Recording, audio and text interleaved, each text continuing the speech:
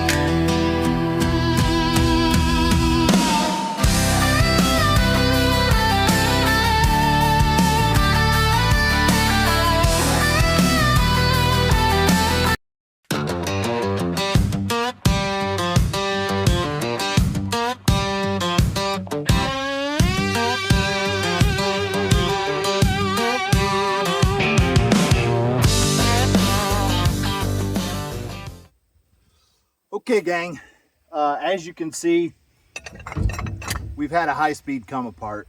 As long as I've owned this brush hog, for whatever reason, if I make too many sharp corners, the shear pin breaks. I don't know, it's got to have something to do with, I don't know what it is. I don't know if this yoke is loose on the shaft and flexing back and forth when it has that hard turn in it, has something to do with it. It's tough to say. Shear pins don't stand a chance, and so I put grade 5 7/16 bolts in there, and they tend to hold up better than anything else I've found. They hold up better than grade 8 bolts. But I'm going to take you through the process of putting another shear pin back in this, and we'll get back up and running.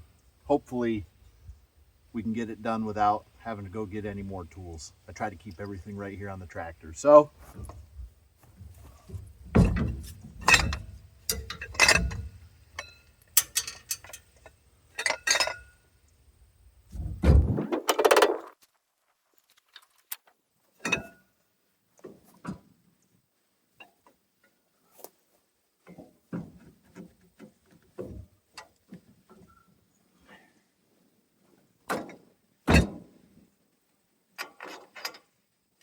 boom, shear pin's in. I put 2 nuts on it and double nut it and jam the nuts together.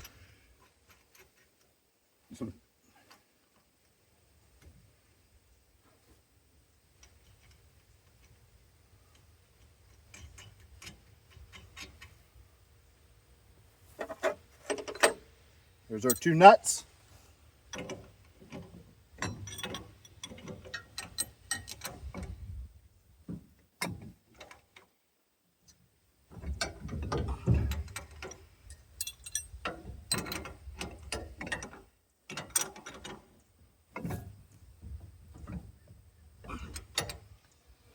That's all there is to it. We're back in action.